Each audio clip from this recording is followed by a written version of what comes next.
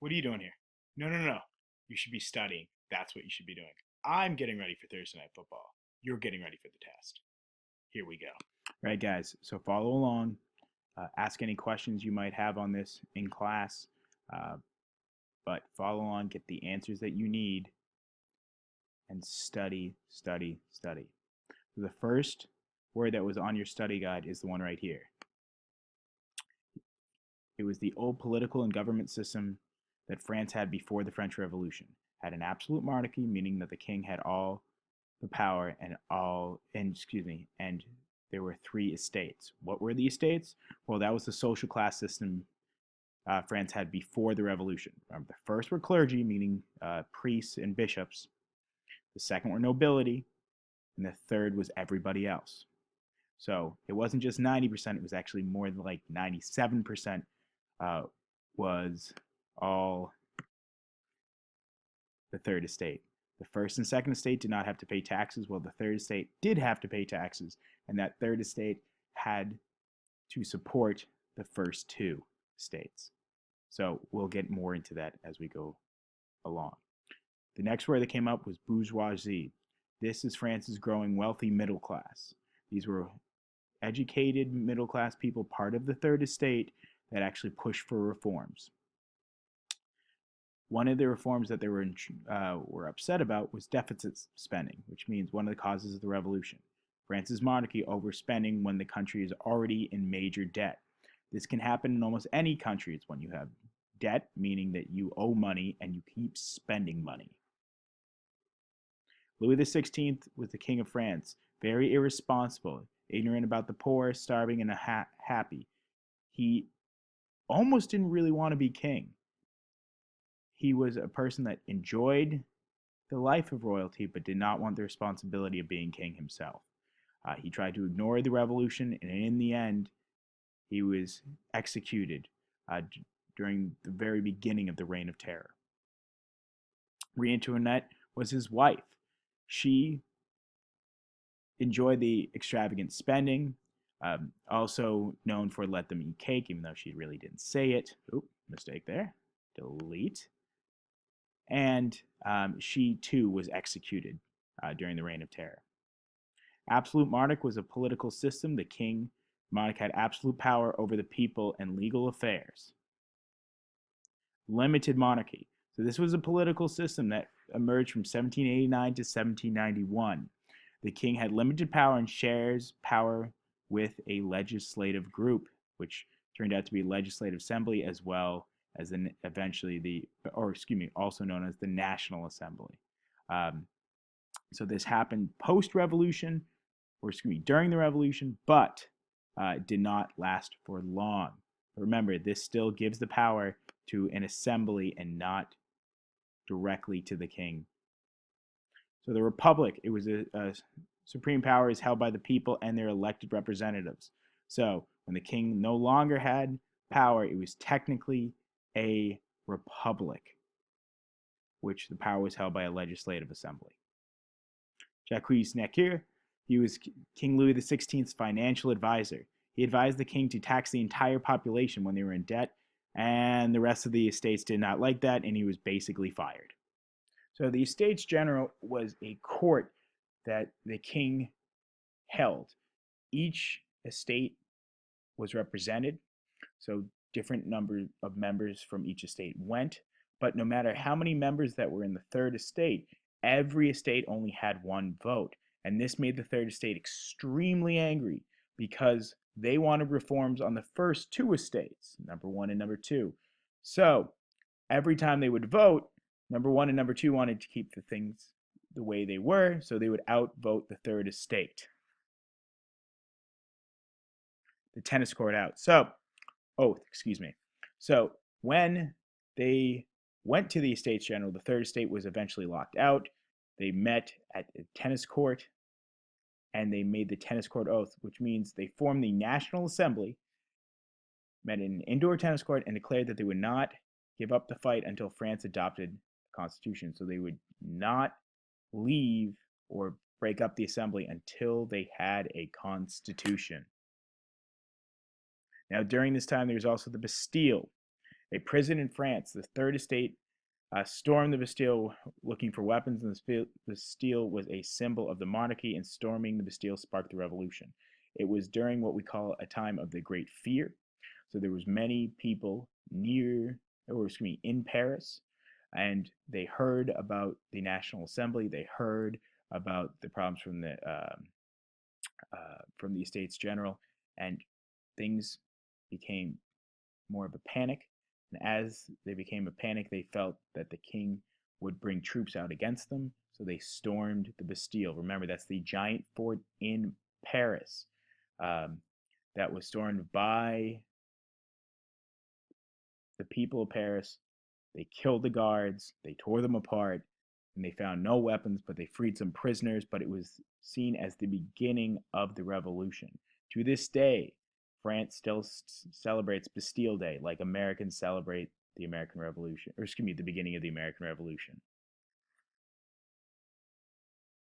So factions, after the king was executed, the population divided up into political factions. We'll get more of that later. Declaration of the Rights of Man, passed by the National Assembly, protects liberty, fraternity, and equality for all France's citizens. So this was after the tennis court oath. They came up with this. This was basically coming up with the idea of how they wanted the rights of man represented in their new government. So these people right here, these were those who fled the country post-revolution. They were the nobles and clergy. They feared they would be persecuted or killed by the revolutionaries. They enjoyed the life before the revolution, and eventually under Napoleon they would come back, but we'll get more into that later in class. The Jacobins, a political faction eventually led by Robespierre that was for the revolution and executed many people who fought against it. They were the extreme radicals especially during the Reign of Terror. Next group here was radical, but not as radical as the Jacobins. Eventually, they became rivals by the time of the National Convention by 1792, and many of them were executed by the Jacobins during the Reign of Terror. The next word that came up on your study guide was suffrage. That's the right to vote. Eventually, we'll talk about this when Napoleon was against women's suffrage. Committee of Public Safety, created by the National Convention during the Reign of Terror. France's de facto government, meaning that it basically was the highest form in the National Convention. It led to the Reign of Terror.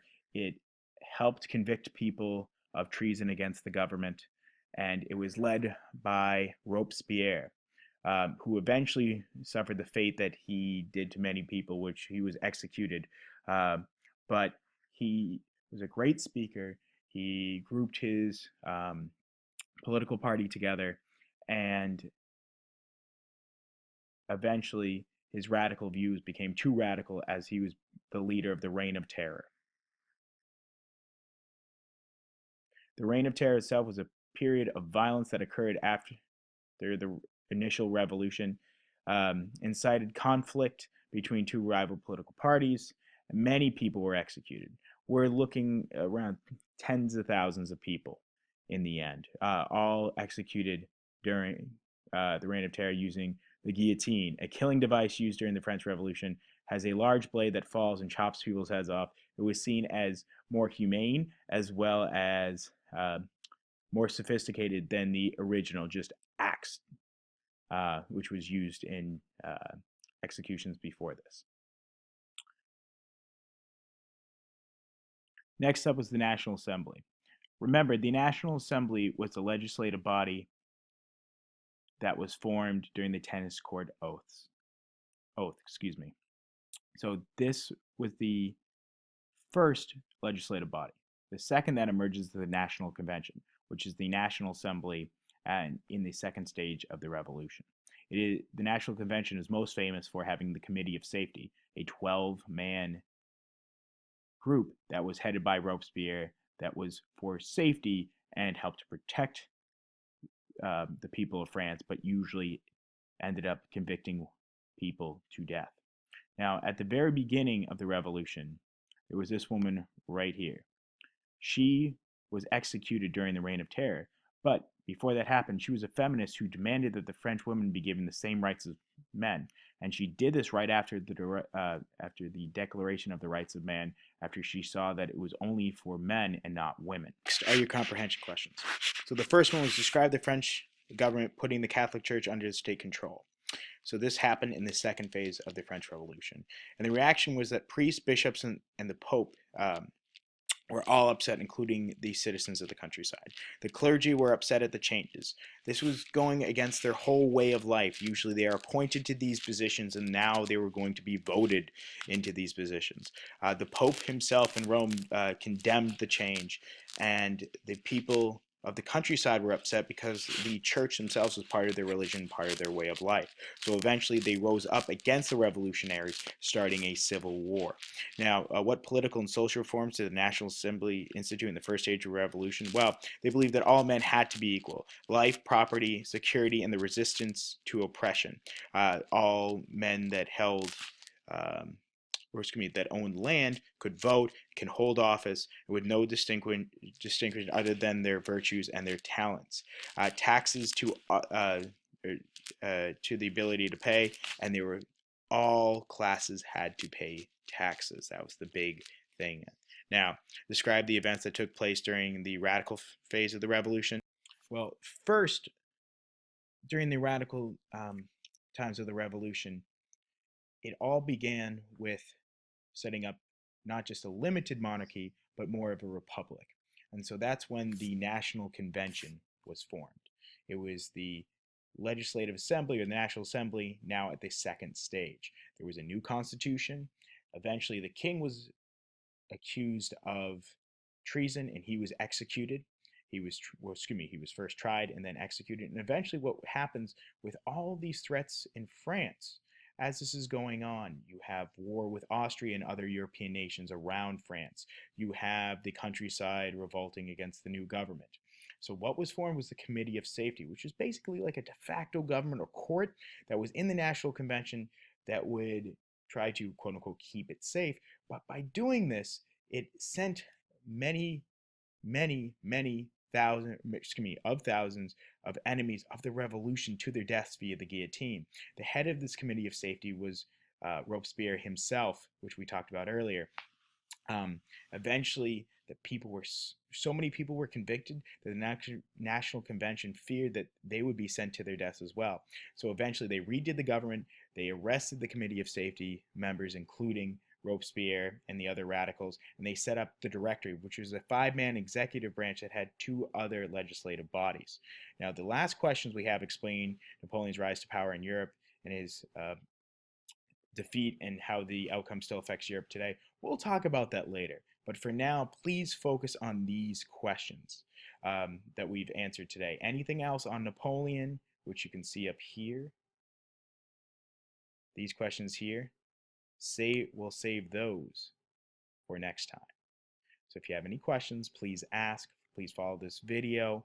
Fill in anything that I wrote or said. Remember, because I did both so that you pay attention. Thanks a lot. I'm off to enjoy the game. You're off to study.